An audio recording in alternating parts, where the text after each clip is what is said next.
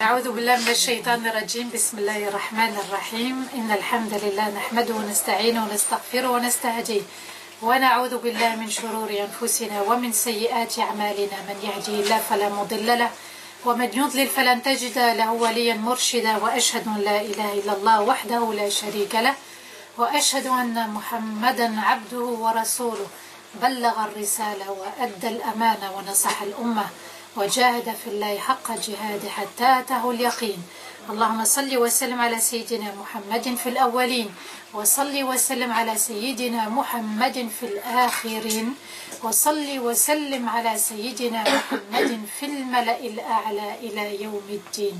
رب اشرح لي صدري ويسر لي أمري واحلل عقدة من لساني يفقه قولي. أما بعد mes chers frères et mes chères sœurs, assalamu alaikum wa rahmatullahi ta'ala wa barakatuh. Alhamdulillahi rabbil alamin. Et encore une fois, alhamdulillahi rabbil alamin. Et encore une fois, alhamdulillahi rabbil alamin. Alhamdulillah de nous permettre de le connaître, de nous permettre de nous attacher à lui. Parce que la connaissance d'Allah, elle procure justement l'attachement et l'amour à Allah.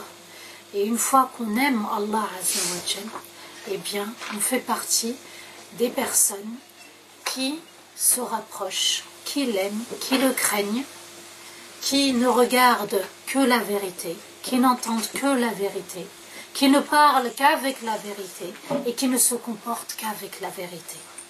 La vérité, c'est quoi? Ce sont les paroles d'Allah Azza wa Jal, c'est le comportement du prophète alayhi salatu wassalam, de ses paroles, de ses hadiths. Le musulman, où qu'il soit, le croyant, où qu'il soit, il doit ressentir la présence d'Allah Azza wa Jal. Et pour permettre cette présence, nous devons absolument le connaître. وَمَا خَلَقْتُ الْإِنسَ وَالْجِنَّ إِلَّا لِيَعْبُدُونِ. Je n'ai créé les êtres humains et les djinns uniquement pour mon adoration. Et Ibn Abbas va expliquer illa liya'budun, que uniquement pour mon adoration. L'adoration, c'est quoi? C'est la connaissance d'Allah.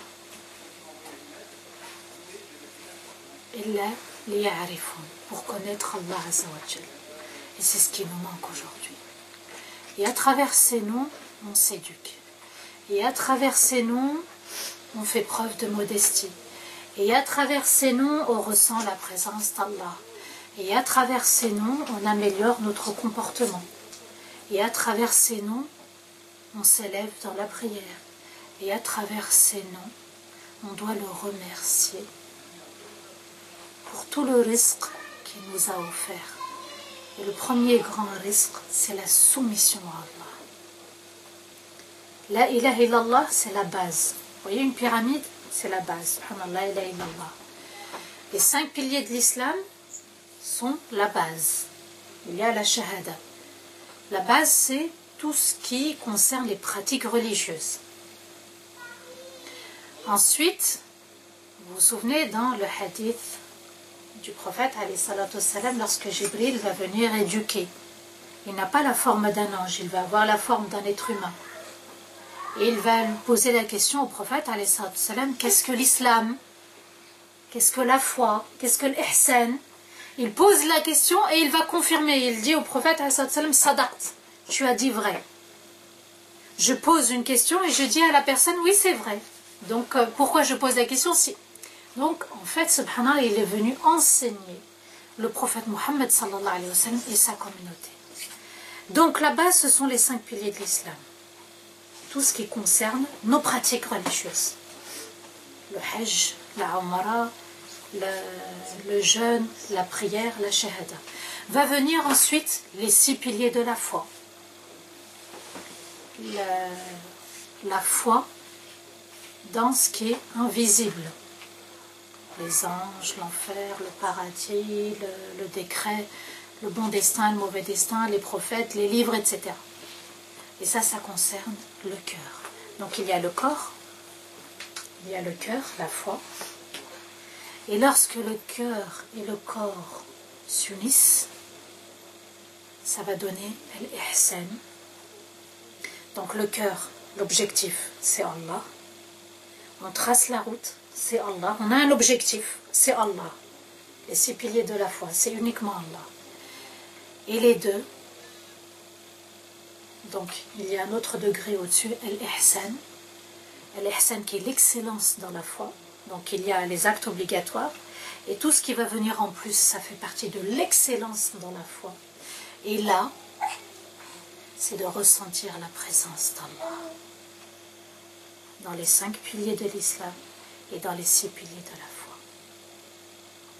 Et lorsqu'on ressent la présence d'Allah dans chaque parole, dans chaque geste, on craint Allah, on se rapproche d'Allah et on se corrige et on se remet en question et on voit la vérité. Quand je dis là on voit la vérité, c'est-à-dire la vérité, oui, de nos erreurs. La vérité de notre mauvais comportement. Comment se fait-il que j'ai un mauvais comportement et je ne me rends même pas compte que j'ai un mauvais comportement? Le bon comportement, ce n'est pas uniquement qu'avec la communauté.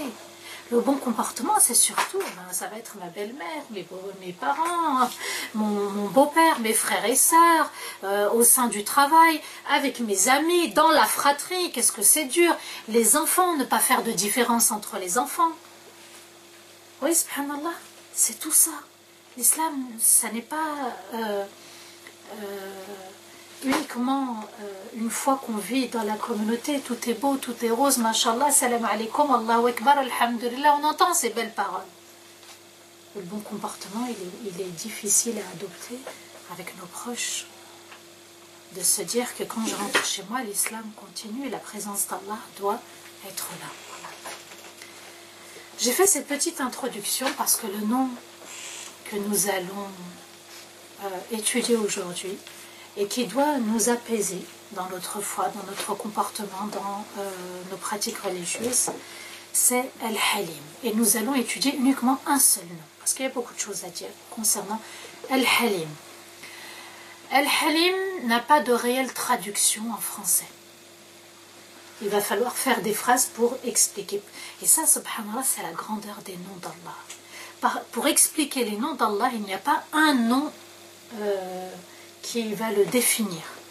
Il va falloir expliquer parce que ça a plusieurs sens, et même s'il y avait un sens, il faut l'expliquer par une phrase, subhanallah. Ce nom sublime, ce nom magnifique, va être cité 11 fois dans le Coran al-Karim. 11 fois. Et Allah Azza wa Jal nous dit dans Surat Hud, le verset 75. Inna Ibrahim la halimun awwahun munib. Allah Azza wa Jal va nous parler de Ibrahim alayhi salam, ce magnifique prophète, ce très grand prophète, ce prophète qui est mentionné dans le dernier tahiyat, dans notre salat. Il n'a jamais douté dans sa foi, il n'a jamais glissé, il n'a jamais changé ou bifurqué. Sa foi est restée intacte.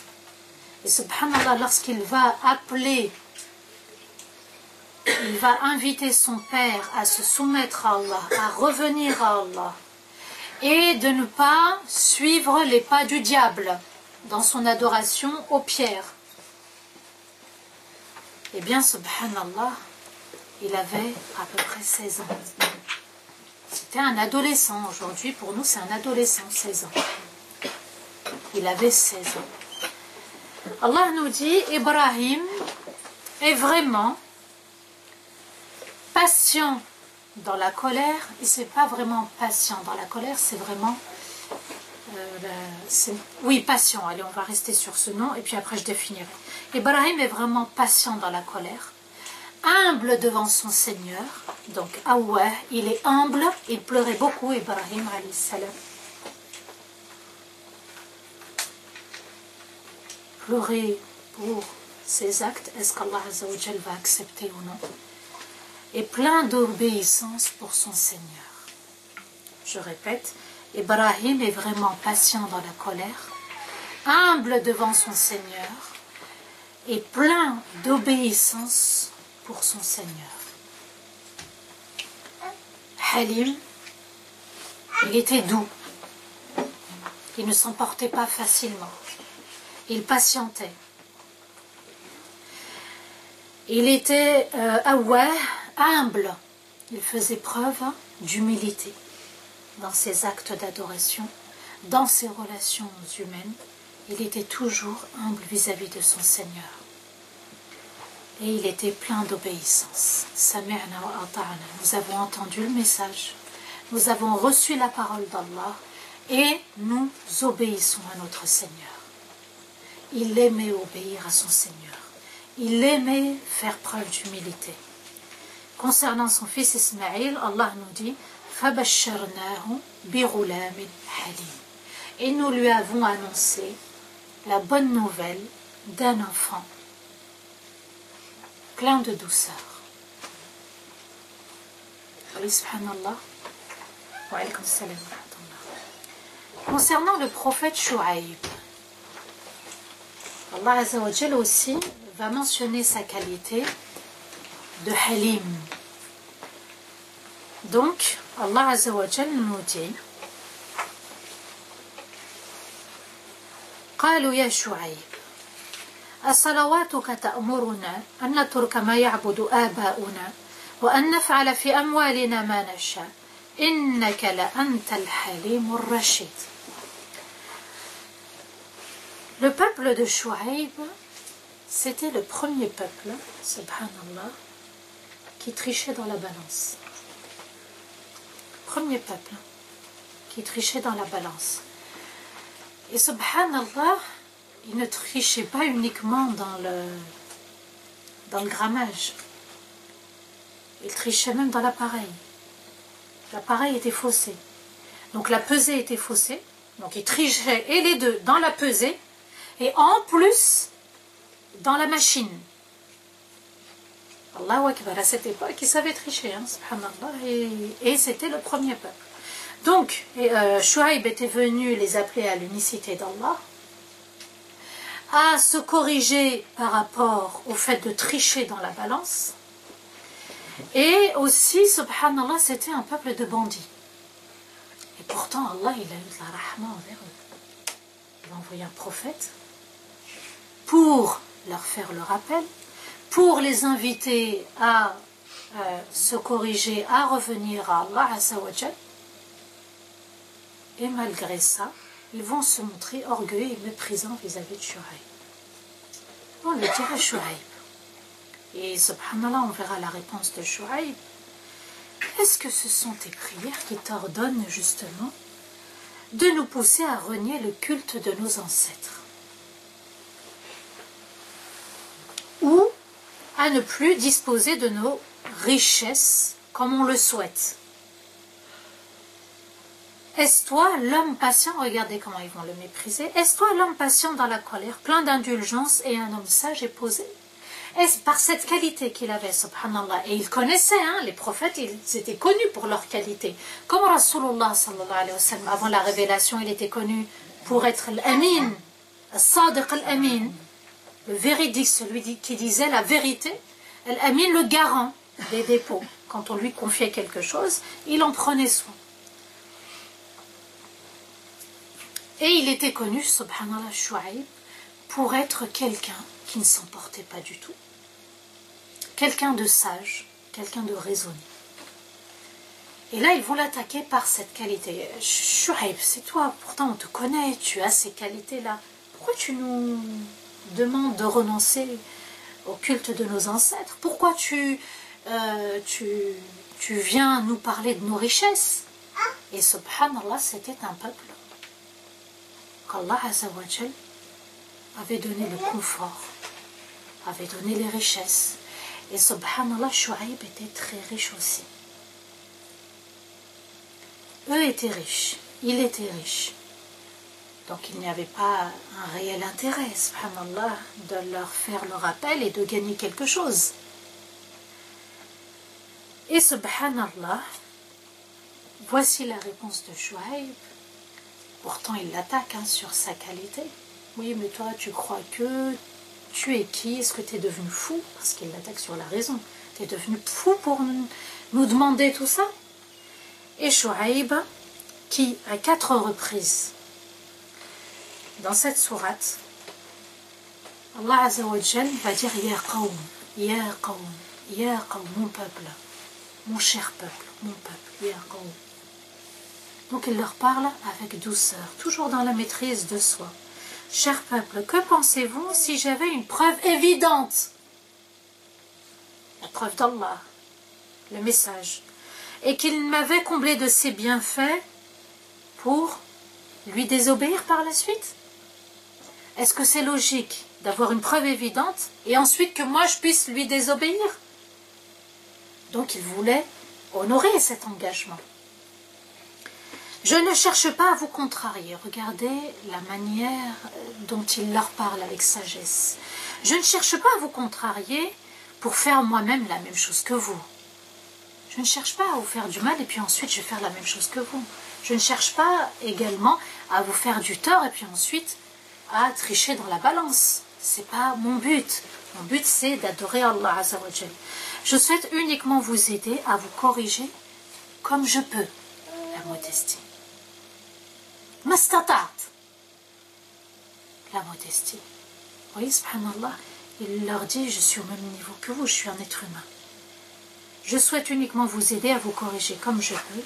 Et tout ce que je fais, et ça retenez-le bien, et tout ce que je fais, c'est par la faveur d'Allah, par la guidance d'Allah. C'est auprès de lui que je place ma confiance, et c'est vers lui que je reviens. Donc vous voyez, subhanallah, la manière de parler, elle est humble. Les arguments sont humbles. Les phrases sont diplomates. Et à la fin, il leur dit, vous savez, subhanallah,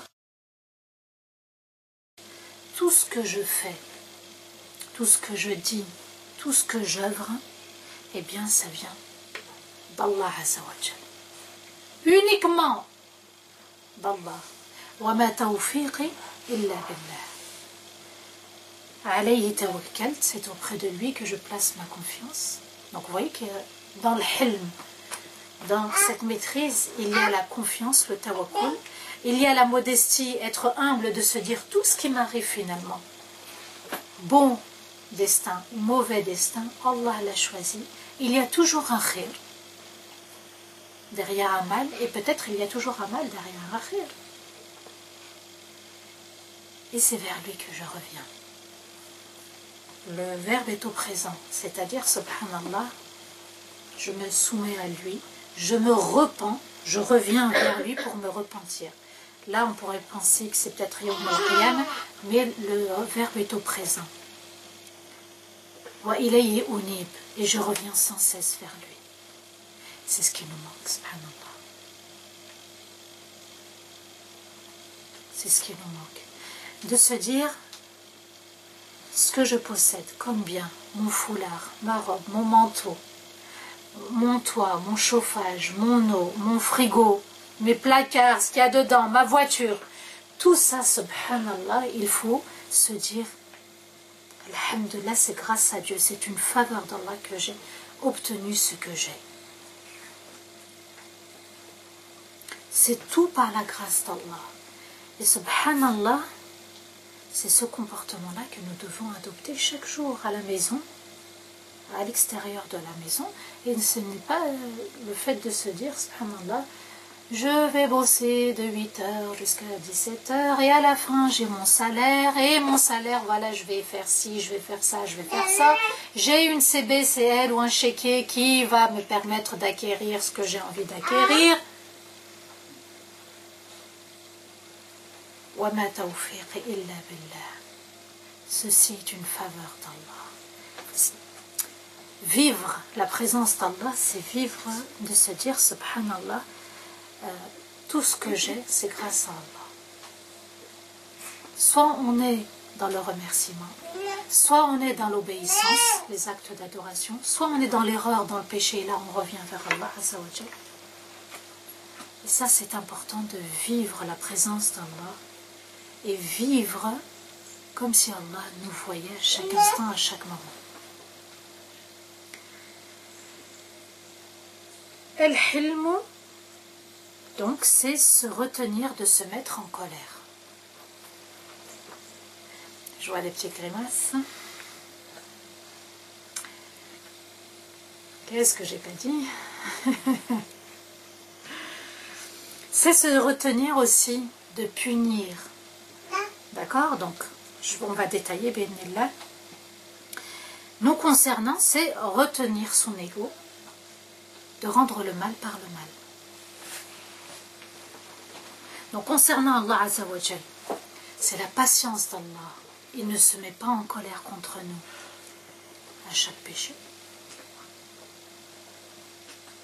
Et c'est aussi le fait qu'il soit patient et qu'il ne nous punit pas à chaque fois, chaque erreur, à chaque péché, subhanallah.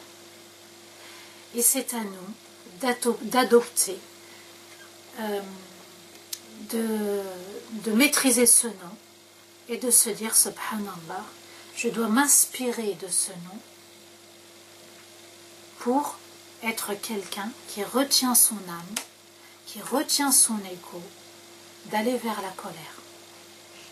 Ou de vouloir se venger, c'est ça punir. C'est se venger vis-à-vis des autres.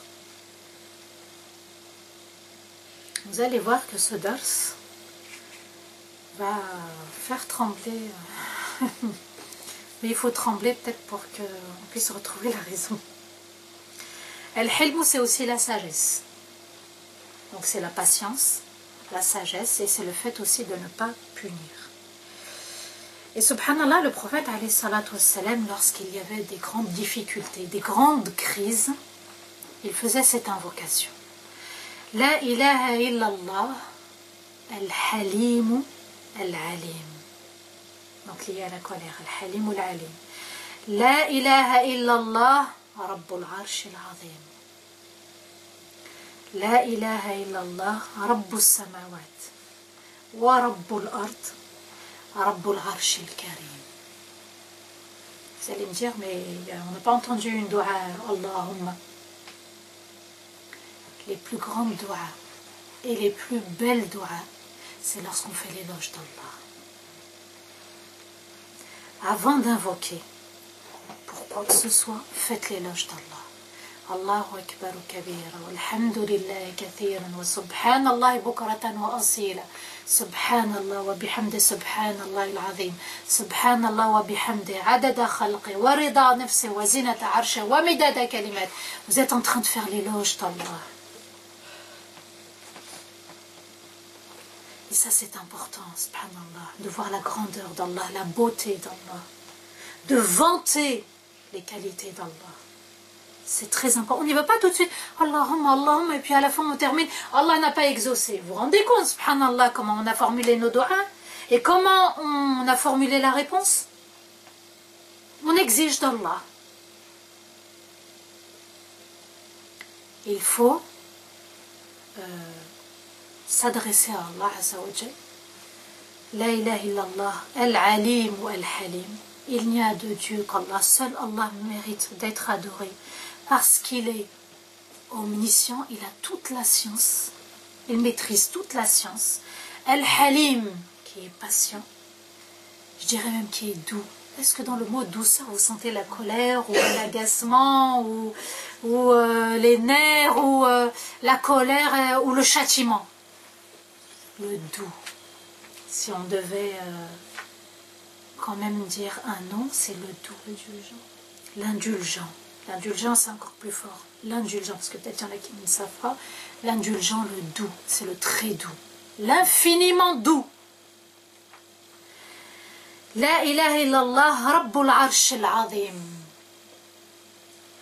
Le maître du trône sublime. La ilaha illallah rabbus samawat. Le maître des cieux, le maître de la terre, rabbul arsh al-karim. Le maître du trône noble, du noble trône. Oh, subhanallah, vous avez fait l'éloge d'Allah. Vous avez parlé de la grandeur d'Allah. Et c'est ce qui nous manque. Nous, on y va sauvagement. Allahumma afini, Allahumma rzuqni, Allahumma ihdini. Non, il faut savoir, subhanallah, être humble. Allah va aimer, apprécier, entendre ses paroles. Faire salat ala nabi. Faire du dhikr avant de demander la chose. Même avec Allah, il y a un comportement humble à avoir. On ne peut pas aller dans la précipitation et demander tout de suite quelque chose à Allah. Ça ne se fait pas. Il faut qu'il y ait de la pudeur. Donc, cette invocation était faite par Rasulullah sallallahu alayhi wa sallam comme s'il suppliait par sa grandeur. Et Allah connaît nos intentions. Parfois, on n'a pas besoin de faire dua. Regardez, rien que dire ces paroles où on fait l'éloge d'Allah, Allah, il connaît nos cœurs, il connaît nos intentions, il sait ce qu'on veut obtenir, ce qu'on veut demander. Et Allah Azza wa Jal répond. Et subhanallah, cette douceur va avoir plusieurs formes. Donc, celle où Allah ne se précipite pas dans le châtiment. Et Allahu Akbar, Allahu Akbar, Allahu Akbar. qu'Allah ne nous châtie pas à chaque péché. Vous vous rendez compte? L'univers, il serait anéanti, ça fait des siècles et des siècles. Pas déjà, rien qu'avec un Qabil et Habil. On ne serait même pas là, quand Qabil va tuer son frère. Par jalousie. Donc, Allah Azza wa Jal ne précipite pas le châtiment envers ses créatures, envers ses serviteurs, quand ils commettent des péchés, subhanallah. Et Allah Azza wa Jal nous dit, dans Surat Yunus, verset 11, لو يعجل الله للناس الشر استعجالهم بالخير لقضي إليهم أجلهم. Il est fort ce verset. Si Allah Azza wa Jal précipitait aux gens le châtiment par rapport aux erreurs qu'ils ont commises, comme nous on se précipite vers le bonheur, vers les biens, vous voyez, on veut acquérir, on veut obtenir, on veut, nous on y va vite, hein. L'heure aurait été levée, c'est-à-dire on aurait autorisé, subhanallah, qu'il y ait la fin de ce monde. Mais Allah Azza wa Jal ne nous châtie pas, il attend. On va voir dans un hadith, subhanallah, la beauté de ce que nous a dit Rasulullah sallallahu alayhi wa sallam. Écoutez bien ce hadith, il est important. Allah a donné la responsabilité aux anges des hasanat, donc aux anges des bonnes actions, et ainsi les anges des mauvaises actions sont sous la responsabilité des anges des bonnes actions, donc qui gouvernent les anges des bonnes actions, donc président et premier ministre. Lorsque le serviteur commet un péché, les anges des mauvaises actions demandent aux anges des bonnes actions la permission d'enregistrer les mauvaises actions et les péchés. Et là, les anges des bonnes actions répondent « Patientez, il se peut qu'ils se repentent. » La nuit arrive, la nuit tombe, les anges des mauvaises actions demandent la permission aux anges des bonnes actions d'écrire, d'enregistrer, de noter les péchés de la personne qui les a commises. À ce moment-là, les anges des bonnes actions, rahmakallah, dit aux anges des mauvaises actions, patientez, il se peut qu'ils se repentent. Rasulullah nous dit, et lorsque le serviteur part se coucher, Allah dit, là c'est Allah qui va intervenir. Quel manque de pudeur de la part de mon serviteur. Si seulement il m'avait demandé pardon, je lui aurais pardonné. Oui, subhanallah, là la nuit elle arrive, le jour il a commis des péchés. Les anges des bonnes actions ont demandé, ils ont eu de la rahma. Patientez, il va revenir. Il se peut qu'il revienne. La nuit arrive, on n'a même pas encore eu la pudeur de demander pardon à Allah. les jours passent, les semaines passent, les mois passent, les années passent, subhanallah. Et pourtant, Allah Azza wa Jal va intervenir dans la nuit. Nous, on va dormir en se disant, alhamdulillah, j'ai rien à me reprocher, je suis intacte, j'ai rien commis, on ne fait même pas le bilan, on ne fait même pas l'istighfar au cas où. On sait on peut fauter avec notre regard, avec nos oreilles, subhanallah, avec notre langue, avec nos mains, avec notre cœur. Et Allah Azza wa Jal dit qu'elle manque de pudeur. De la part de mon serviteur, si seulement il m'avait demandé pardon, Allah nous garantit que la personne aurait été pardonnée. Vous voyez, subhanallah. On n'a pas le souci de revenir vers Allah. On n'a pas le souci de se repentir régulièrement. Chose que les prophètes, Rasulullah sallallahu alayhi wa sallam, les compagnons, tous ceux qui les ont précédés, les hommes pieux, c'était, subhanallah, une qualité chez eux. C'est comme boire de l'eau. Demander pardon à Allah régulièrement, c'est comme boire de l'eau. T'as soif, tu bois. Tu vis le jour, tu te repens le jour. Tu vis la nuit, tu te repens la nuit. Et ce qui est important, subhanallah, c'est que quand on commet une erreur, celui qui est proche d'Allah, son cœur va lui dire « Hé, là, c'est pas bien ce que tu as fait ». Quand on commet un péché, on doit faire de l'istighfar pour que ça s'efface tout de suite et que la tache noire ne vienne pas s'imprégner sur le cœur. Action, réaction, péché, repentir. Et la salat, on doit en soujoud demander régulièrement l'istighfar, avoir du regret dans son cœur, du regret dans nos doigts et demander sérieusement pardon à Allah. Et le problème, ce n'est pas de commettre le péché. Le problème, c'est d'avoir le souci de se repentir. Lorsqu'il y a eu péché, lorsqu'on pense avoir commis un péché, mais le repentir est nécessaire dans tous les cas. Le repentir, et ce qu'il faut comprendre aussi, il n'intervient pas uniquement que dans les erreurs. Il nous éduque dans la modestie. Astaghfirullah, c'est dire Ya Allah, je suis petit, je ne suis rien. Pardonne-moi. C'est aussi avoir un comportement humble vis-à-vis d'Allah Azza wa Jal. Et les gens vont continuer à associer. Et les gens vont continuer dans leurs péchés et dans leurs grands péchés. Et malgré ça, Allah reste toujours Al-Halim. Pourquoi? Parce que malgré ces erreurs-là, Allah continue toujours à leur donner, leur faire descendre leur rizq. Subhanallah. Musulmans ou non musulmans, ils ont leur rizq. Ils boivent, ils mangent, ils dorment, ils ont un toit, ils possèdent des biens. Ils ont un rizq. Allah n'a pas précipité le châtiment. Allah est patient avec eux. Vous voyez, subhanallah.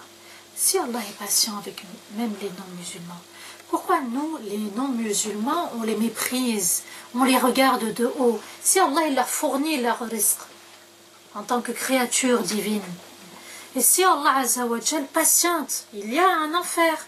Il y a un jour où, voilà, l'atome, le petit grain de péché ou de bonne action va être rétribué, subhanallah. Pourquoi alors s'en prendre et avoir du mépris pour les autres? Donc vous voyez que Allah Azza wa Jal est patient envers ses créatures. Et il est tellement patient. Écoutez bien, il est tellement patient qu'il retient les cieux et la terre pour ne pas qu'ils s'écrasent à cause de nos erreurs.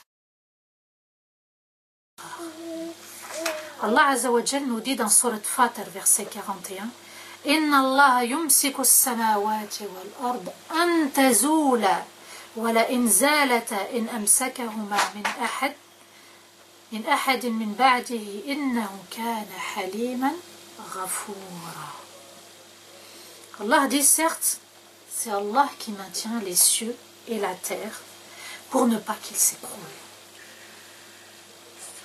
Vous vous rendez compte, depuis la nuit des temps. Et s'ils venaient à s'écrouler, qui pourrait les retenir? Ya Latif. Il est certes d'une extrême indulgence et d'un grand pardon. Vous voyez qu'il est Ghafour. Il pardonne même les grands péchés. Là, il a choisi ce nom, Al-Halim. Il est très indulgent et il est aussi très grand pardonneur. Vous voyez, subhanallah, que c'est important d'avoir à l'esprit que la rahma d'Allah Azzawajal, peut-être on ne l'aperçoit pas tous les jours, mais le soleil continue à se lever, le jour arrive, la nuit tombe, on dort, on se lève, le monde est géré par Allah. Les êtres humains commettent des erreurs, commettent des péchés, commettent des grands péchés, ils sont dans le shirk aussi, de plus en plus, subhanallah. C'est malheureux. Et malgré ça, Allah retient les cieux et la terre pour leur éviter de s'écrouler. S'écrouler du poids des péchés des gens, de nos péchés, du poids de nos péchés. Donc il est impératif de se remettre véritablement en question et de demander pardon à Dieu. Et subhanallah, il y a une différence entre l'indulgence d'Allah et l'indulgence des êtres humains. L'indulgence d'Allah, elle est entière. Et elle concerne tout le monde, toutes les créatures d'Allah. Et l'indulgence de l'être humain, subhanallah, elle n'est pas complète. Elle n'est pas entière. Parfois, les épreuves vont arriver. Peut-être qu'on est quelqu'un, on est dans la maîtrise de soi, on est très indulgent, on est patient avec les gens. Une épreuve arrive, peut-être la maladie ou autre, etc. Et on va manquer d'indulgence. Et on a le cercle d'amis envers qui on est vraiment indulgent et pas avec les autres. Vous voyez, on sélectionne. Wallah, il ne sélectionne pas. Il ne sélectionne pas, subhanallah. Et en plus, on commet des péchés, donc il ne nous châtie pas encore. Par contre, ceux qui vont avoir le rappel, il y en a, Allah, il va être patient. Patient. Patient. Patient vers les péchés. À un moment donné, la sanction va tomber. J'ai laissé passer. J'ai voilé, j'ai couvert ton erreur. Tu as commis pendant 20 ans, 30 ans, la même erreur. Aujourd'hui, tu payes. Et le châtiment tombe. Et lorsque le châtiment tombe, subhanallah, il faut vite revenir à Allah Azza wa Jal et ne pas persister dans le péché. La douceur d'Allah Azza wa Jal, ou cette extrême indulgence, elle doit nous garder humbles vis-à-vis des gens. On n'a pas à sélectionner.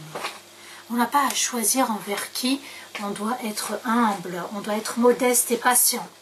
Ça doit concerner tout le monde. Parce que quand, subhanallah, on fait preuve de modestie, Allah nous élève. Quand on est modeste, Allah nous élève.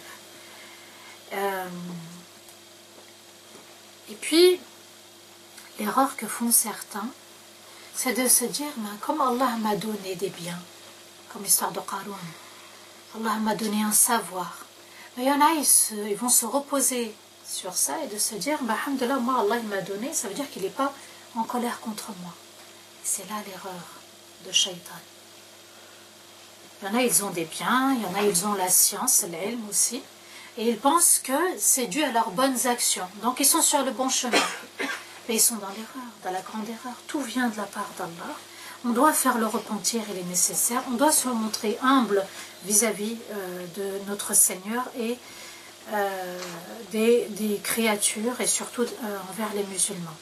Allah nous dit dans Sourate Al-Hijr, verset 49, Nabbi' ibadi anni ana al-ghafour ar-rahim wa anna adhabi huwa al-adhab al-alim. Nabbi' ibadi, informe mes serviteurs que je suis celui qui a le plus grand pardon. Et je suis très miséricordieux. Allah a dit à son prophète, annonce à mes serviteurs, informe-les. Et, c'est pas fini, وَأَنَّ عَذَابِي, et mon châtiment est le châtiment le plus douloureux.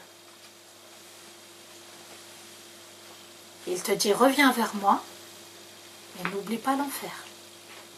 Montre-toi modeste, reviens, mais n'oublie pas l'enfer. Reste humble, demande pardon, fais un repentir sincère, et n'oublie pas l'enfer. Mais nous, subhanallah, on a peut-être le hijab, la robe, le qamis, on est peut-être des personnes qui allons régulièrement à la mosquée, on lit le Coran, et on s'est dit, bah, alhamdulillah, le paradis, il est garanti. Oui, je vois la tête qui tourne. Allahu Akbar, subhanallah. Voyez, est-ce qu'on a ressenti la présence d'Allah dans ce comportement? Je vous ai expliqué au début, ressentir la présence d'Allah. Celui qui ressent la présence d'Allah, il ne voit que la vérité. Il est illuminé par Allah. Et il sait où il va, subhanallah. Et pour arriver à ce haut degré du bon comportement, il faut connaître qu'est-ce qui en résulte et aussi les moyens d'y parvenir. La récompense, c'est le paradis. Et Allah Azza wa Jal nous dit qu'il y a deux sortes de paradis. وَلِمَنْ خَافَ مَقَامَ رَبِّهِ جَنَّةً. Et celui qui craint la place d'Allah, qui craint la grandeur d'Allah Azza wa Jal, il aura deux paradis. Premier paradis, la proximité d'Allah, la relation intime avec Allah. Et l'autre paradis, c'est dans les cieux. Et ce paradis, nous devons le vivre sur terre. On doit ressentir la présence d'Allah. Et celui qui ressent la présence d'Allah, il ressent sakina. Il ressent la sérénité. Quand il va se repentir, et quand les larmes coulent, et quand il regrette, il y a un poids qui part. Il ressent sakina, la quiétude. Quand les larmes coulent, il ressent la quiétude, subhanallah. Et quand il est bien, il a envie de revenir. Ça lui a tellement procuré du bien, il a goûté à la sérénité, qu'il a envie de revenir. Ya Allah, cette prière que je vais accomplir, il se peut que tu ne l'acceptes pas. Il se peut, Ya Allah, cette invocation, tu ne l'acceptes pas. Il se peut, Ya Allah, que dans mon comportement, ce que je dis, ce que je fais, tu ne l'acceptes pas. Avoir cette crainte de se dire, et finalement, est-ce qu'Allah a accepté ou non? Qui me garantit? Qu'est-ce qui me garantit que ça va être validé par Allah? Il se peut que ça fait des années je suis dans l'erreur et dans le péché. Il se peut que ça fait des années, subhanallah, que je n'ai pas de hasanat dans mon compte, que je suis dans l'erreur et je pense être sur le droit chemin, mais finalement, je ne le suis pas. Il faut avoir ces questions-là, il faut avoir ce souci-là pour se préserver du confort de ce bas monde. Est-ce que je suis sur le droit chemin? Ya Allah, quand je t'invoque, il se peut, c'est vrai, subhanallah, que je ne suis pas et que la colère d'Allah est là. Vous vous rendez compte, on fait la salade comme si ça va être accepté. Le paradis, voilà, si on meurt, on a le paradis. Quelqu'un peut garantir à quelqu'un, même Rasulullah n'a pas cette garantie-là. Ils avaient ce souci et cette grande peur, les compagnons et Rasulullah et les prophètes. Est-ce qu'Allah va accepter? Est-ce qu'Allah va m'accorder ce dont j'ai eu l'espoir pendant des années? Mais nous, on se repose sur cet espoir, ce faux espoir. Quand je fais l'oudou, je me lave, il faut ressentir les péchés qui tombent, se dire, voilà, je me lave de mes péchés.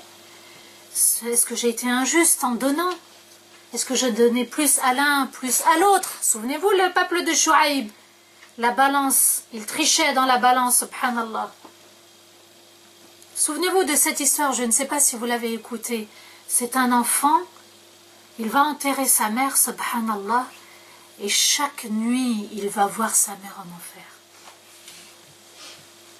Chaque nuit, pendant 8 ans, il va voir sa maman en enfer. Et lui, à chaque fois qu'il se réveille de son cauchemar, il invoque jusqu'au Fajr pour sa mère. Et au bout de 8 ans, Allah va lui pardonner. Il lui dit, maman, quel est le secret de ton erreur? Qu'est-ce qu'il dit? Pourquoi 8 ans de châtiment en enfer? Elle va lui dire, Ya Waldi, pendant 8 ans, j'ai payé une erreur. Quand j'ai écouté l'histoire, il lui dit, tu sais, quand je recevais les enfants de mon mari, donc elle, ce sont ses propres enfants, donc elle s'est remariée, elle a eu des enfants, elle disait, quand je recevais les enfants de mon mari, eh ben, mes propres enfants, je leur donnais un verre de lait complet, et les enfants de mon mari, je mettais la moitié de lait et le reste, je comblais par de l'eau. Allahu Akbar. Un verre de lait, 8 ans d'enfer, de châtiment. Oui, subhanallah. Alors, les droits des parents, les droits du mari, les droits des enfants, les droits de la fratrie, les droits peut-être des grands-parents, leur faire des doigts, le respect, les droits des voisins, les droits de mes frères et sœurs dans la communauté, les droits de la mosquée. Où on va, il y a des droits et des devoirs. Il faut être juste. Vous vous rendez compte, le peuple de Chouaïb, ils ont triché dans la balance. Alors peut-être qu'il y a la balance, c'est-à-dire matériellement parlant, mais être juste et équitable avec nos proches, avoir ce souci-là, subhanallah. C'est pour ça qu'il faut être dans le pardon. Ne pas avoir de la rancœur.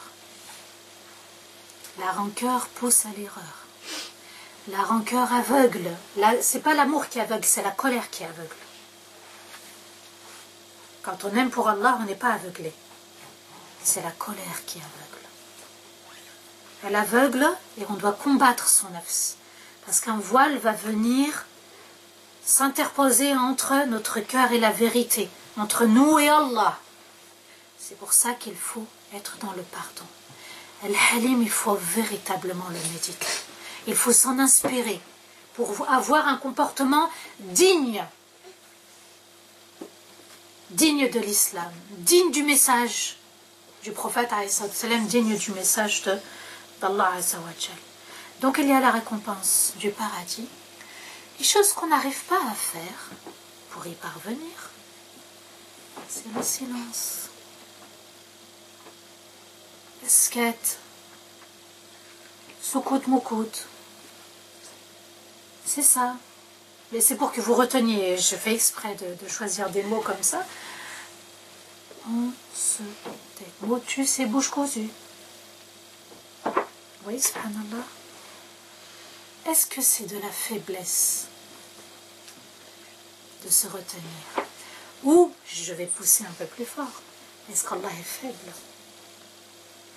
Lorsqu'il patiente vis-à-vis de notre péché, il voile notre péché. Est-ce que c'est de la faiblesse vis-à-vis d'Allah de retarder le châtiment, de ne pas nous punir, de nous laisser le temps de demander pardon à Allah? Est-ce que c'est de la faiblesse? Alors pourquoi chez nous ça serait de la faiblesse de se retenir? On a toujours cette envie de justifier, de faire mal à l'autre parce qu'il nous a fait mal, de chercher à avoir raison et l'autre il a tort. Al-Halim, il t'éduque et il te dit non. Garde le silence, ne réponds pas. Ne réponds pas, maîtrise-toi, sois apaisé dans cette maîtrise, subhanallah. Se souvenir de la douceur d'Allah, l'indulgence d'Allah aussi, c'est important. Et aussi, observer Allah. Il y a les actes d'adoration. Il y a les actes du cœur. Si on n'est pas dans la purification du cœur, on est dans les maladies du cœur. Et avoir comme objectif Allah Azza wa Jal, donc avoir cette intention, je fais tout pour Allah, et de ressentir la présence d'Allah. Et on revient dans la salat al-Fajr, et on revient dans le Dhuhr, et on revient dans l'Asr, et on revient dans le Maghrib, et on revient dans l'Isha, et on doit à chaque fois demander pardon à Allah. Il se peut que j'ai dit quelque chose, que j'ai fait quelque chose, que j'ai oublié quelque chose. Allah Azza wa Jal nous dit idfa billati hiya ahsan fa idha alladhi baynaka wa baynahu adawatun ka'annahu waliyyun hamim. Idfa billati hiya ahsan. Agis de la meilleure des façons. Et en plus, le verbe il est à l'impératif. C'est un ordre d'Allah. Idfa billati hiya ahsan. فَإِذَا الَّذِي بَيْنَكَ وَبَيْنَهُ عَدَاوَةٌ. Et lorsqu'il y a un différend entre toi et quelqu'un, alors considère-le comme un ami intime. Ah, c'est pas un psychologue qui nous le dit, c'est pas un thérapeute qui nous le dit, c'est Allah, hein? C'est Allah qui nous demande de faire en sorte que la personne avec qui on a eu un problème, un souci, un différend, une animosité, un clash, on doit la considérer comme un ami très proche. Waliyun hamim, quelqu'un de proche. Parfois on ne se permet pas des choses envers ses proches. Voilà, certaines personnes, même si elles nous agacent, on doit rester correct avec elles. Et celui, subhanallah, qui a la connaissance d'Allah, qui a compris ce qu'Allah attend de lui, il va être dans la crainte d'Allah. Il va être dans la modestie vis-à-vis des créatures par rapport à son comportement. Il va obéir à Allah au lieu d'obéir à son nafs. Parce que répondre, moi ça a été du tac au tac. Hein. Moi je lui ai dit ça, moi je lui ai... Moi, non, je me suis pas laissé faire. Ah, Wildi, t'as raison, tu te laisses pas faire. Ah, Benti, t'as raison, tu te laisses pas faire. Et Allah. Ah, ben c'est ça, hein. Vous voyez, on revient à la vie de tous les jours, hein. Subhanallah. Ah oui, moi je me suis, voilà, moi on me dit pas ça, moi, attends, on m'a toujours respecté, tu crois que je vais le laisser faire, hein? Mais c'est exactement ça, là, on n'est pas, je vous présente pas l'islam, le monde des bisounours, et puis le reste, le monde des châteaux, des fantômes, hein. On est dans un seul monde, hein. Il n'y a pas de différence, il n'y a pas la ligne, le mur de Berlin, ou dans la foi, il n'y a pas, là c'est bien, et là, il n'y a plus de foi. Mais le pire dans cette histoire, c'est le comportement. Avec tout le monde, on doit être comme Allah al-Halim. Et il est du devoir, du croyant de ne pas se précipiter, de se taire, de garder le silence. Et ce n'est pas une faiblesse. Pourquoi? Les anges répondent. C'est les anges qui vont répondre. Je ne réponds pas. Les anges répondent. Oui, ça, il ne faut pas l'oublier. Alors qu'on soit, voilà, on veut être des croyants, al-Halim. On veut être des muhsinin, al-Halim. On veut être min as-siddiqin, al-Halim. Pourquoi? Parce que quand on vient s'adresser à toi méchamment, ou quand on a parlé sur toi, quand on t'attaque, eh bien, subhanallah, c'est une épreuve. C'est une épreuve. Il y a nabiyin, les prophètes. Après les prophètes, il y a siddiqin, les véridiques. C'est quoi les véridiques? C'est dans l'épreuve. Ils ont le meilleur comportement. C'est ça. Ils se retiennent, ils se maîtrisent. Voilà, ils laissent passer l'orage. Dans la précipitation, on peut dire des choses et parfois la colère engendre encore une autre colère. Et pourtant, subhanallah, dans l'islam, Allah nous dit وَجَزَاءُ سَيِّئَةٍ سَيِّئَةٍ مِثْلُهَا. Allah nous dit, hein, quand on t'offense, tu dois répondre à une offense pareille. Tu ne peux pas en faire plus. Quand j'ai été attaqué et je veux riposter, je riposte de la même manière. Je ne dois pas multiplier par 10, par 100 ma vengeance. C'est une riposte, pas une vengeance. Et parfois, subhanallah, vous voyez des scènes de crime démesurées. Un petit vol, ça s'est transformé en... voilà, quelqu'un qui a subi un vol et qui est victime du vol, subhanallah. Et qui peut-être va vouloir se défendre, réagir. Et celui qui a volé va la tuer. C'est disproportionné. Et nous, on veut punir l'autre. Et on se dit, ah non, c'est pas fini, moi je vais si. Et le ton monte, la colère monte, la punition monte, la vengeance monte.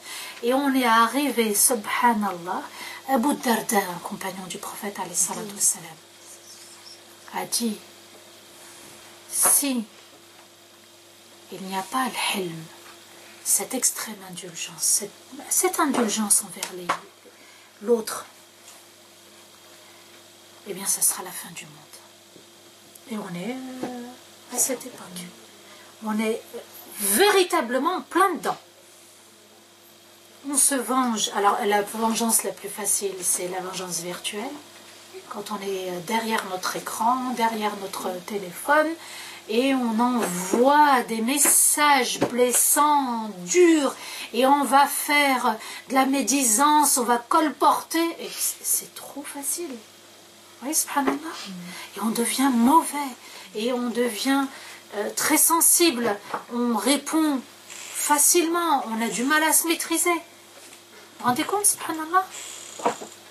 On est dans l'arrogance, dans l'orgueil, et on n'est plus dans le bon comportement.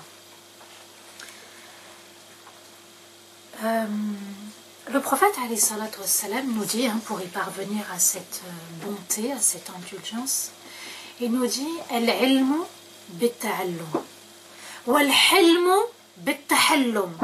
La science vient en allant vers la science, en cherchant la science. Oui ou non? C'est comme ça, on va à l'école, on va à la mosquée, on va vers les cercles, on va aller rechercher la science. Et bien Rasulullah sallallahu alayhi wa sallam nous dit al-hilmu bit-tahallum. L'indulgence vient avec l'effort à fournir en s'éduquant vers l'indulgence. On n'est pas né avec. On n'est pas né avec l'indulgence. C'est quelque chose qui se travaille. Il y avait un grand homme pieux qui s'appelait Al-Ahnath ibn Qais. Il était connu pour Al-Hilm. Mais lui, subhanallah, il avait tout compris vis-à-vis de l'intelligence, subhanallah.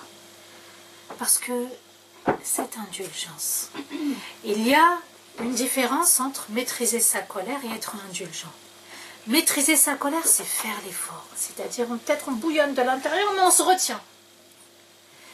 L'indulgence, c'est faire les choses sans effort. Tu peux répéter 10 fois ton insulte. Tu peux m'attaquer 10 fois. Tu peux parler sur moi autant de fois que tu veux, ça ne me fera rien. Al-Halim, c'est ça. C'est que ça ne nous touche pas. Les paroles, les gestes, les comportements des autres ne nous affectent pas, ne nous touchent pas.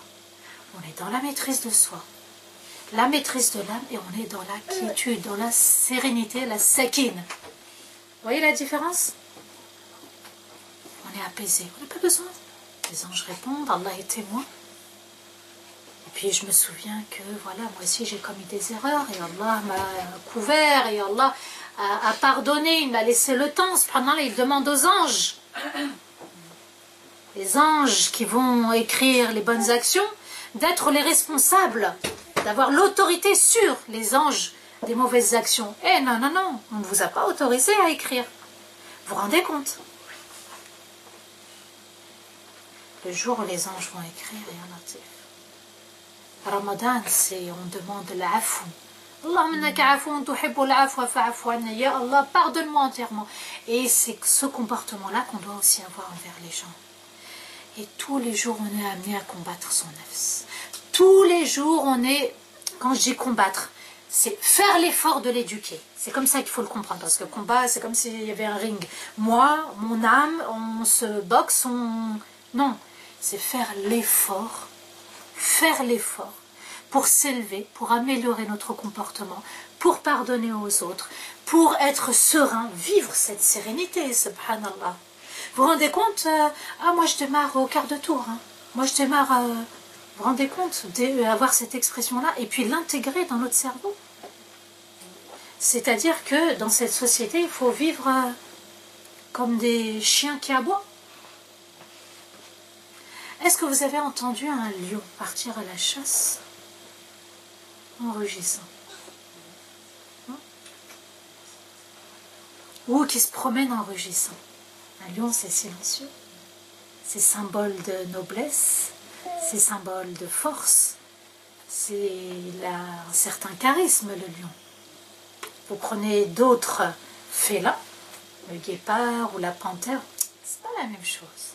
Il y a une noblesse chez le lion. Oui, subhanallah, le lion, on l'entend pas rugir. Par contre, voilà, il ne faut pas être comme des chiens qui aboient. Parfois, il y a des chiens, subhanallah, il n'y a rien. Et il aboie. Hein? Il n'y a rien autour, il n'y a pas de bruit, il n'y a personne. Voilà, il se met à aboyer, subhanallah. Ben nous, on est, voilà. Il faudrait qu'on fasse attention à ça, subhanallah. Donc, faire l'effort d'éduquer son âme vers l'indulgence. Alors, on va y arriver une fois, on va échouer une autre fois, on va réussir une autre fois. Ne pas lâcher, mettre l'intention que c'est pour Allah et demander l'aide d'Allah. Demander l'aide qu'Allah nous accompagne dans cette épreuve. Parce que c'est un comportement noble. C'est le plus noble des comportements. Parce qu'il ne recherche pas la violence, la vengeance, l'attaque. Et vous voyez, subhanallah, Allah nous dit Wallahu yuhibbul muhsinin. Et Allah aime ceux qui excellent dans leur foi. Salam alaykum wa rahmatullah. Ceux qui excellent dans leur foi. Et c'est notre objectif au quotidien.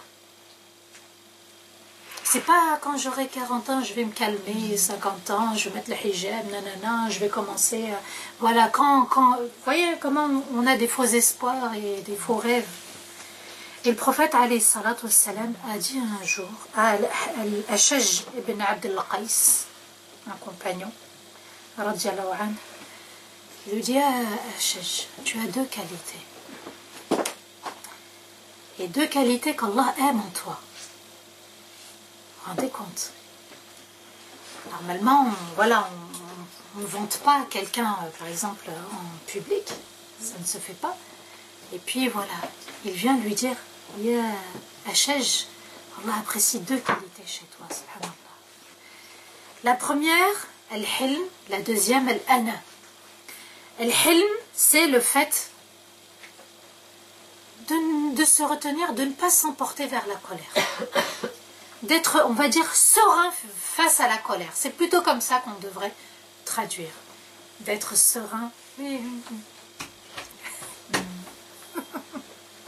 J'en ai vu aujourd'hui des têtes bouger. Hein? C'est vrai. Ouais. Allah, Rasulullah lui dit d'être serein face à la colère. Vous voyez comment on a fait évoluer les mots pour que vous puissiez d'être serein face à la colère. De ne pas s'emporter facilement. Pas comme voilà, les petits chiens qui aboient sans raison, subhanallah. Donc, al-hilm, c'est ça, d'être serein face à la colère. Et il lui dit, tu es quelqu'un, al-ana, qui ne te précipite pas dans chaque chose. Tu réfléchis, tu es sage, tu analyses, tu observes. Parfois, on a une information, mais on n'a pas toute la vérité. Quelqu'un qui vous rapporte quelque chose, réfléchissez. Ça, c'est ta version. Je veux l'autre version. Je confronte les deux versions. Je prends la décision où je prends un avis, mais sage, réfléchi, selon les paroles d'Allah et selon les paroles de Rasulullah sallallahu alayhi wa sallam. Je ne dois pas suivre mon nafs. Je dois faire l'effort et ne pas suivre cet ego qui peut m'emmener vers le péché et m'emmener vers le fait que je m'éloigne du chemin. Je vous ai dit la semaine dernière, beaucoup parmi nous oublient de se juger, de regarder leur cœur et s'éloignent tout doucement, s'écartent du chemin. si on ne se recentre pas sur soi-même, en faisant l'istighfar, en étant humble envers Allah, en étant humble envers les gens, en se remettant régulièrement en question, eh bien parfois on avance, on pense avoir pris le bon chemin. Parfois, subhanallah, on prend une route et sans s'en rendre compte, on est sorti, on a dévié de la route. Et si on n'a pas le GPS qui nous dit changement d'itinéraire, bah oui, bah on va peut-être à Paris alors qu'on voulait aller à Marseille. Vous vous rendez compte, subhanallah? C'est important de se dire, je dois vérifier. Comme le GPS, dès qu'on a changé à quelques mètres, il te dit changement d'itinéraire, changement de comportement, tu es dans le péché, tu dois revenir à Dieu. C'est ça, on doit avoir ce GPS, ces warnings qui nous dit attention, danger. Donc, Rasulullah alayhi salatu wassalam a vanté les qualités de ce compagnon. Serein face à la colère, et il ne s'emportait pas facilement, il ne se précipitait pas dans toute chose. Allah nous dit, dans Sourate Ash-Shura, verset 40, l'offense doit être égale à l'offense subie. Donc le mal doit être égal au mal subi. Quant à celui qui pardonne et se montre conciliant, trouvera sa récompense auprès d'Allah. Donc, quant à celui qui pardonne, Allah a toujours mis en valeur dans le Coran la notion, la valeur du pardon, le principe du pardon. Allah va beaucoup en parler. Et Allah a dit, quant à celui qui pardonne, il se montre conciliant. C'est-à-dire qu'il cherche la réconciliation au sein de son couple, avec ses enfants, entre ses enfants, dans la fratrie, avec les parents, avec la famille, avec la communauté.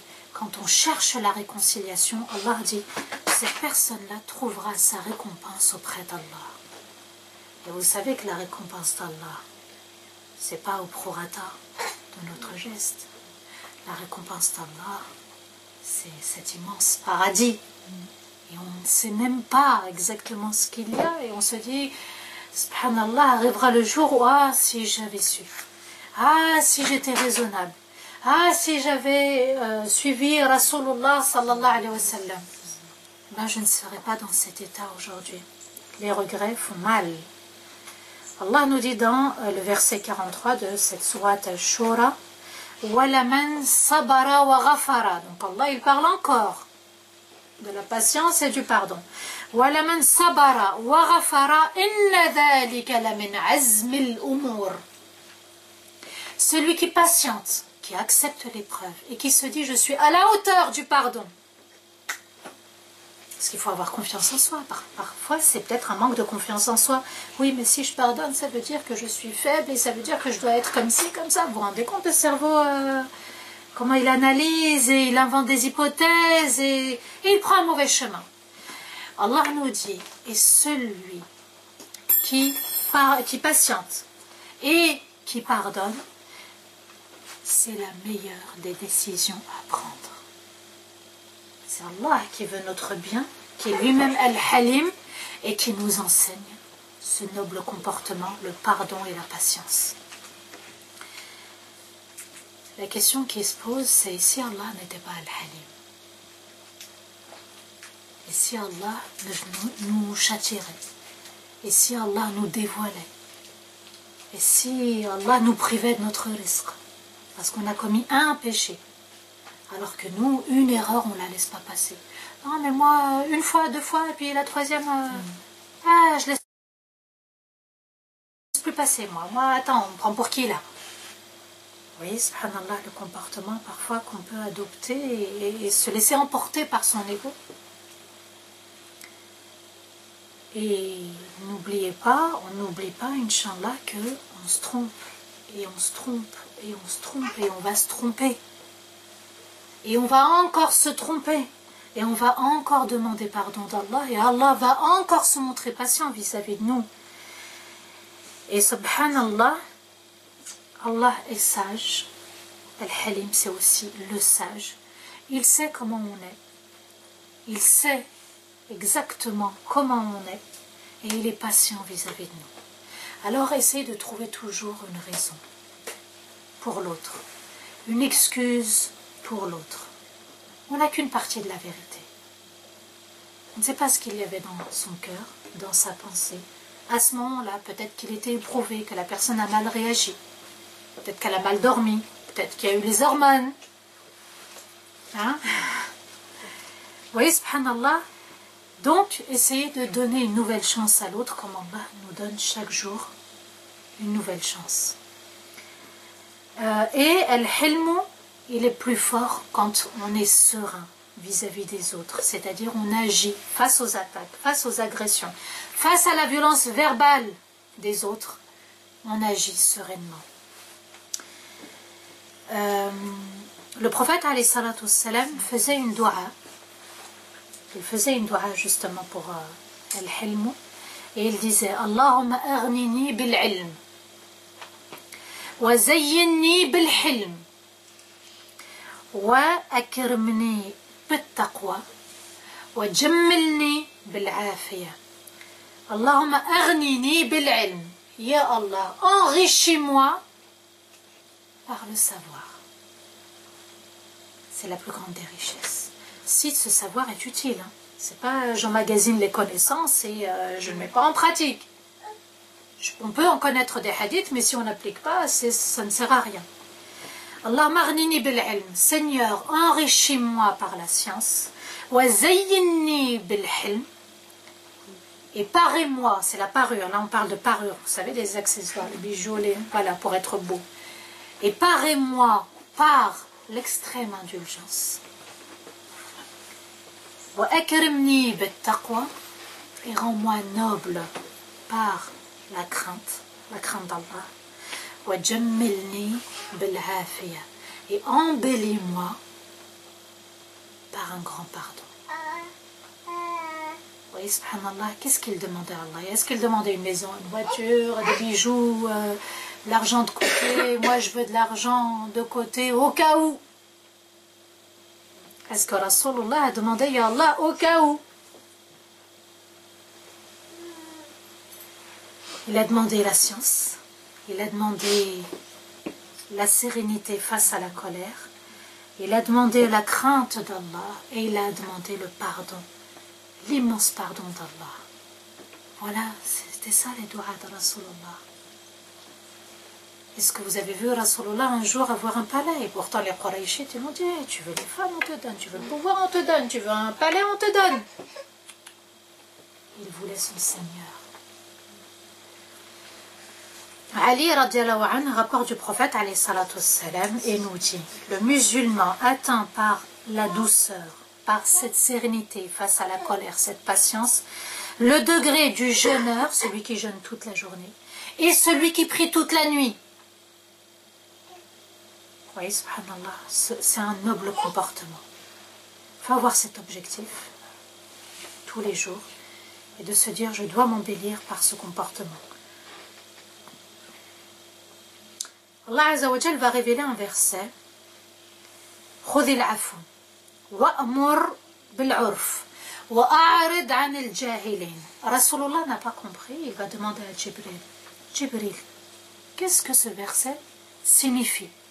Il lui dit, je vais aller retourner vers mon Seigneur et je vais lui demander. Jibril revient et il va expliquer à Rasulullah sallallahu alayhi wa sallam, écoutez, hein, c'est la douceur et de pardonner à celui qui nous a fait du tort. Al-hilm, c'est ça, al-afu, de pardonner à celui qui nous a fait du tort, de donner à celui qui nous a privés. Et de maintenir les liens avec ceux qui ont rompu les liens. Voyez, et ça, c'est au quotidien. Et tout le monde est concerné. Je répète, pardonner à celui qui nous a fait du tort pour ne rien garder dans son cœur. Ça n'est pas bon. Être rongé de l'intérieur, ruminer, réfléchir. Même dans la nuit, on fait des cauchemars, on rêve de la personne. Pardonner, on coupe. On s'éloigne du mal.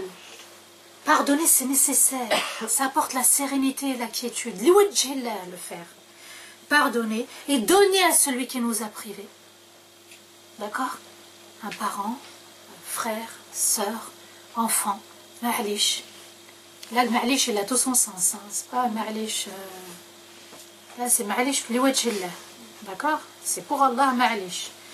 Et aussi de maintenir les liens avec ceux qui ont rompu. C'est dur, hein, tout ça. Pardonner, donner et garder les liens. C'est ça, la sérénité face à la colère, la patience face aux erreurs des autres. Ne pas chercher à se venger, rester sage, rester humble vis-à-vis des autres. Voyez qu'il est important d'étudier ce nom, et je terminerai Inch'Allah par deux paroles, celle de Omar radiallahu anhu et celle de Ali. Omar radiallahu anhu disait: apprenez la science, et apprenez de la science la sérénité et la douceur, l'indulgence. Donc c'est avec la science qu'on change nos comportements, qu'on évolue, qu'on se réforme, qu'on arrive à pardonner aux autres, qu'on purifie notre cœur et notre âme. Cette science, elle doit être utile, elle ne doit pas être dans la poche. Et Ali radiallahu anhu disait: le bonheur n'est pas dans le fait d'avoir plus d'argent ou d'avoir plus d'enfants. Le bonheur est que ta science s'élargisse. Il aimait beaucoup la science. Et que tu sois, et que ta douceur, ton indulgence s'élargisse aussi. Vous voyez, subhanallah, mais ça on n'y arrivera qu'avec la science. La science c'est quoi? C'est les noms d'Allah. Al-Halim. Ce n'est pas pour rien aussi que celle qui a pris soin du prophète alayhi salatu wassalam quand il était petit, comment elle s'appelait? Halima Saadiya. Al-Halim. Bah oui. Halima. Elle n'a pas fait la différence entre elle et ses enfants. Lui, Rasulullah sallallahu alayhi wa sallam, et ses enfants. Elle l'a accepté. Alors que c'était un nourrisson, ça n'apportait pas beaucoup. Il était orphelin et bah oui, il fallait être payé. Elle avait peur de ne pas d'être payée, mais elle l'a fait quand même, c'est-à-dire elle a renoncé à certaines choses, elle a été patiente. Et puis, subhanallah, elle s'est bien occupée, elle n'a pas fait de mauvais traitements, de différence entre ses propres enfants, elle et Rasulullah sallallahu alayhi wa sallam. Et on dit que quand elle a commencé à le porter, elle l'a pris, en chemin, l'ânesse qui était toute faible, elle s'est mise à galoper, à courir, subhanallah. Le lait est monté, elle a pu donner ses chèvres, ses chameaux. Oui, le lait est monté, le sien. Oui, le lait est monté, subhanallah. La rahma, puisqu'elle donnait à son fils et à elle avait deux nourrissons, et elle n'a pas fait de différence. Et c'est ça qui nous est demandé, de ne pas faire de différence entre les gens, entre nous aussi et les autres. Parce que quand on fait de la différence, on devient égoïste. On se croit supérieur, on se croit mieux que les autres. Al-Hilm, c'est ça. Oui, subhanallah. Le bonheur est que ta science s'élargisse, que ta sérénité, ta sagesse s'élargissent aussi, et que tu sois avec les gens dans l'adoration. Il va expliquer, il faut retenir. Lorsque tu te comportes bien, tu dois dire Alhamdulillah. Et lorsque tu te comportes mal, tu dois demander pardon à Allah. Voilà la parole de Ali radiallahu anhu. Alhamdulillah qu'Allah m'ait permis de me réconcilier avec d'autres, de donner aux autres alors qu'on m'a privé, de pardonner. C'est pas grâce à moi, c'est Allah t'a permis de pardonner. Parce que tu lui as demandé ton aide, tu as été sincère. Vous savez que la sincérité, c'est un secret que seul Allah connaît. On ne peut pas dire un tel, il est sincère, l'autre, il n'est pas sincère. Même nous, hein, on ne sait pas si on a été sincère. Il faut être toujours dans la crainte. Voilà, est-ce qu'on a été sincère ou non, d'avoir ce souci, ce haine. Donc, quand on se comporte bien vis-à-vis des autres, même envers soi-même, j'ai pu prier, j'ai pu invoquer, j'ai pu supplier Allah Azza wa Jal, j'ai pu faire sadaqa, on dit Alhamdulillah. Et quand je me comporte mal, je dois faire de l'istighfar, je dois regretter mon geste. Je ne dois pas revenir vers mon geste et je dois faire de l'istighfar. Demander pardon à Allah Azza wa Jal. واستغفر الله لي ولكم سبحان ربك رب العزة عما يصفون. اللهم أهل علينا شهر رمضان بالأمن والإيمان والسلامة والإسلام والتوفيق لما تحب وترضى يا ذا الجلال والإكرام. اللهم أعنا فيه على الصيام والقيام.